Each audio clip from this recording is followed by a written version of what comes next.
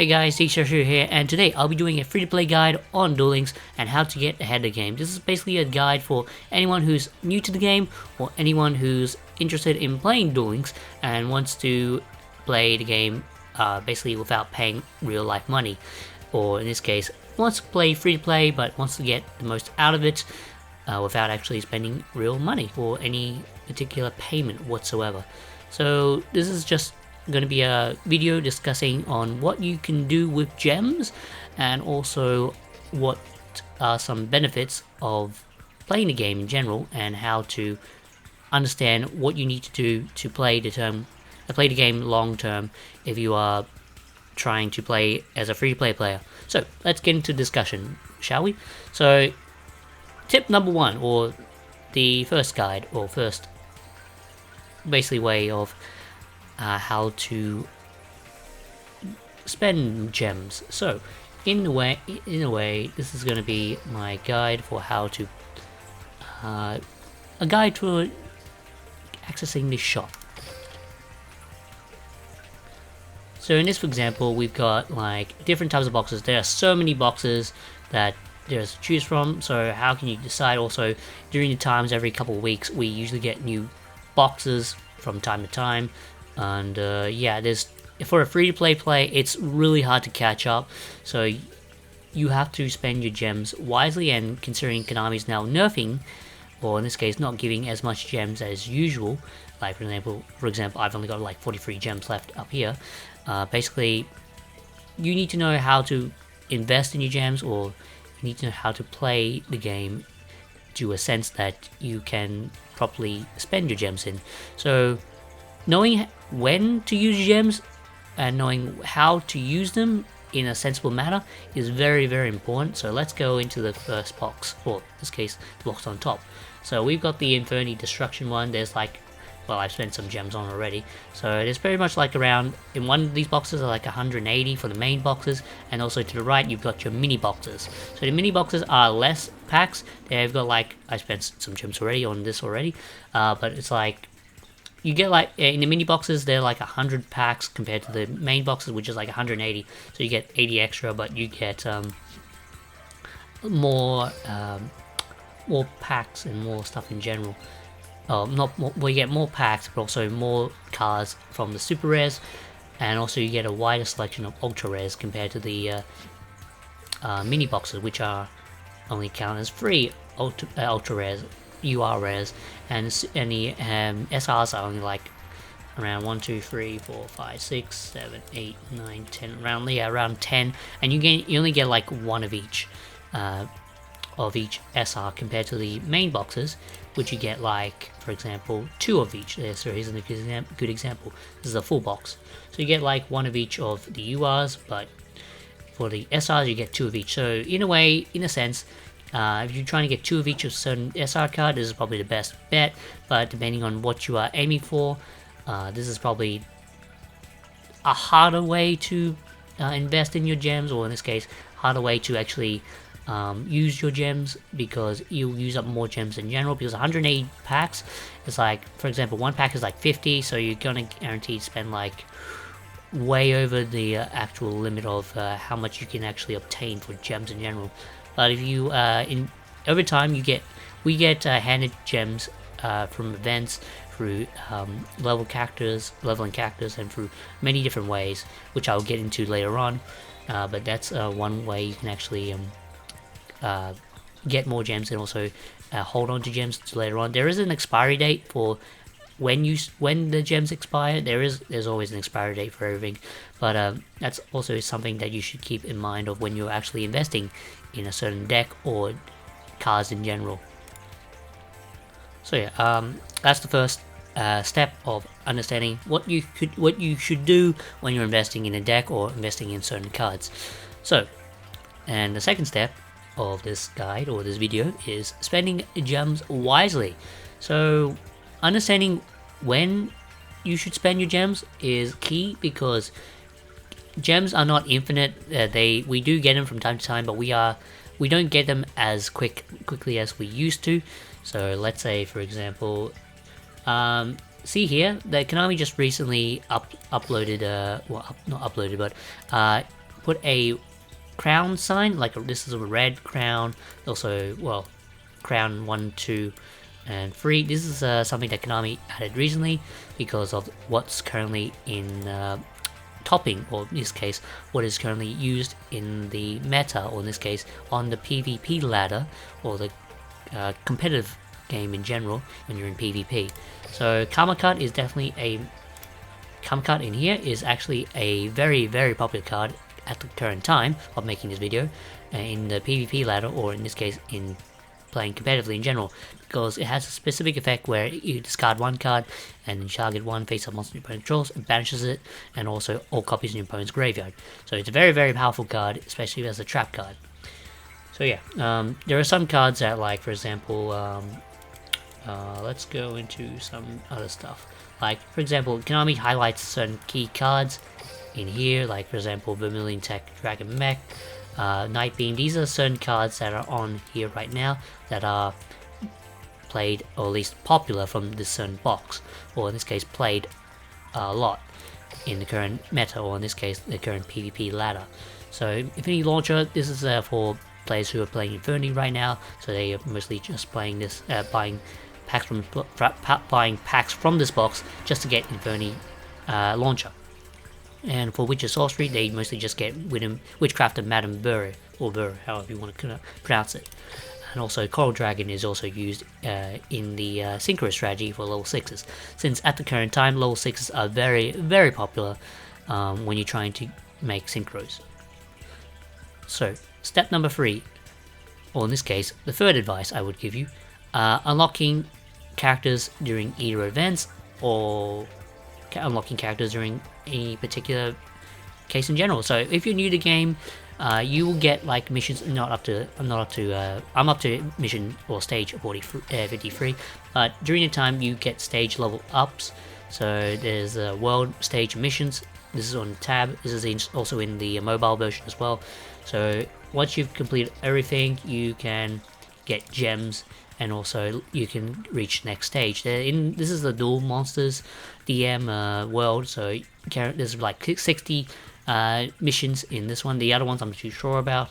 There's like maybe like 40 or 30 or 50 or 60, I don't know, it depends on how you do it. But it's basically each world has certain missions. Complete these missions to receive certain rewards, and these rewards actually help you later on down the line. Also, it helps you when you're trying to get cards from the shop in general. Like, for example, I've got 3 of everything because I've invested in dueling a lot via the standard duels. Standard duels are what's a good example? Standard duels like this one, for example, it's a light blue icon, so Jess. Also, you can also verse legendary duels like My Valentine at like if they're wandering around. Also, you can verse them at the gate as well. So this is the gate in the first tab, and yeah, you can actually get some rewards like keys, gems, and well, not too many gems, but you can get, I don't think you can get gems actually, I'm not too sure, maybe they've changed it. You can get like keys, coins, and they actually help you at the shop as well. No, sorry, the card trader. So certain cards in the card trader are actually very, very good. So yeah, keep, like for example, Gigan Castle, that's also used in PvP if you're making level 9s. For example, you're playing Blue Eyes as a synchro variant. Gigan Castle is also played in that as well. Also Arrow Mages is also a free-to-play deck you can probably get.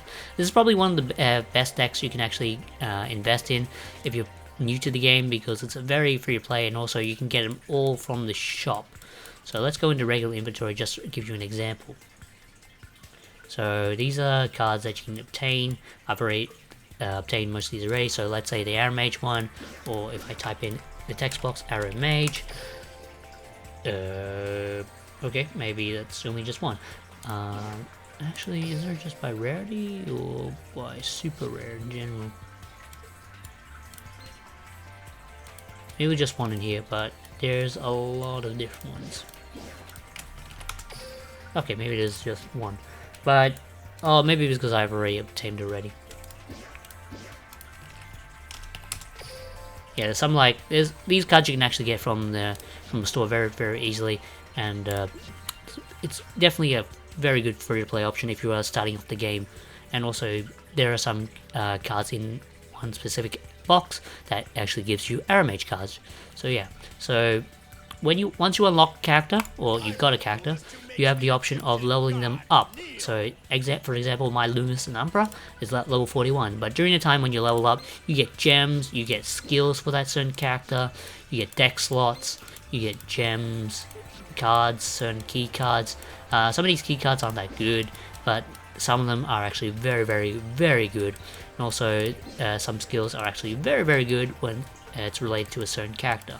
You get, for example, a Light Imprisoning Mirror. This card is very, very interesting, and it's also a very good card in the PvP ladder, but no one really uses it much unless you get surprised by it on the ladder. You also get like Ultra Orbs, SR Orbs, I think, or you don't know. I think you get them from unlocking, or in this case, versing standard doors online. So yeah, you get like so many different ways to get gems and also cards and all different ways. So definitely unlocking characters during the events, because there are certain events that actually give you characters for free, and also there are characters that you can unlock by leveling up that are already that you can already get on the once you've unlocked once Duel Links once an event like finishes like once it's got its rerun event, or basically a rerun event is that event appears multiple times during a certain amount of time. Like for example, it appeared this month, it might come back in the next couple months. You can actually get the character then, but after a while, or in this case after that time, you won't be able to get that character.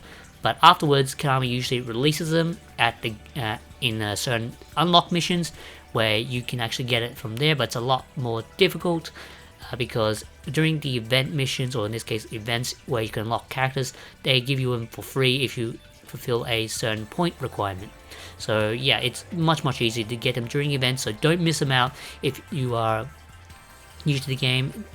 Definitely get the event characters, because once they're gone, they're actually harder to get, and you also have to wait for them to appear later on down the line. So very important if you are starting off the game in general, because getting certain characters early is definitely a huge advantage, and also is that each person will usually try and level up that character to the max and try and get as more gems as possible, and also get certain keys, skills. Like for example, right here, there's the skills. I've unlocked all the skills.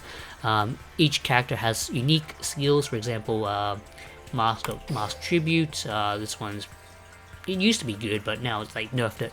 Yeah, like certain key skills that Konami usually gives certain characters are very powerful. And if you got that character early, you have an advantage to playing the game on the ladder and also playing the game in general.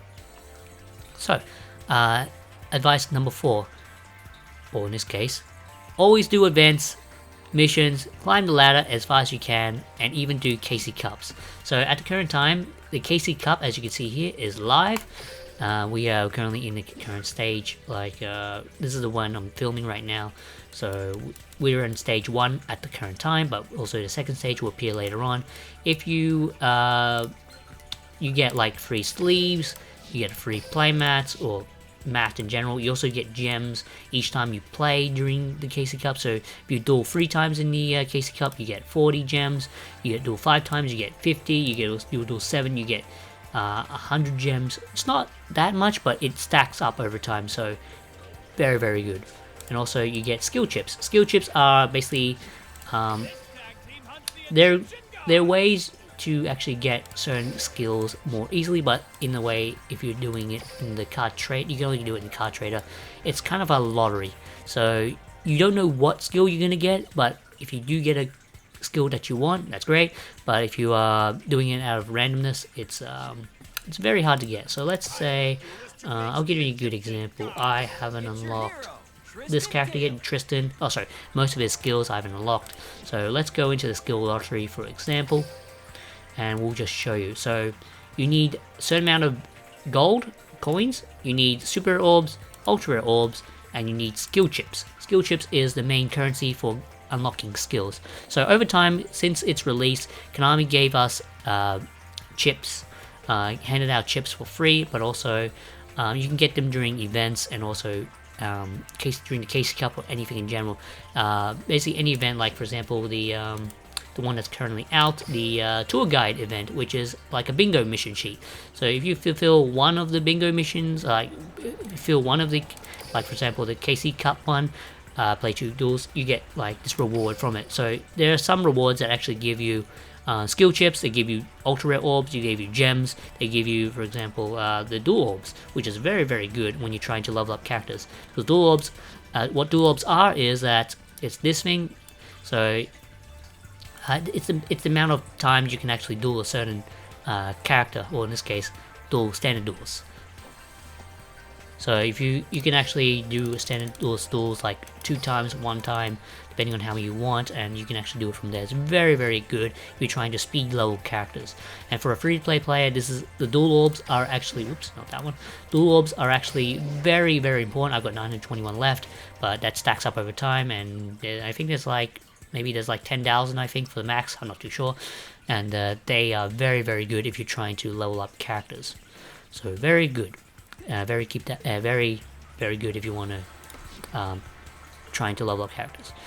Alright, now the last advice I'm going to give you is always ask, if you're not sure about certain things, always do your research. And also you can ask for people who are streaming, and also there are people online who play Duel Links, like me for example, competitively. You can actually ask for advice there, and also understand how to invest in the deck, or how to play the deck, or in this case ask for future support or future ways to actually understand how to invest in decks, cards, and also get an idea of what you can do when you're trying to play the game long term. So yeah, that's my advice for this video. Well, 5 tips or 5 strategies you can actually do to play the game in general, and also learn how to play Duel Links competitively, and also fun and casually as well. So yeah, thank you guys for watching. I'll see you guys next time. Bye.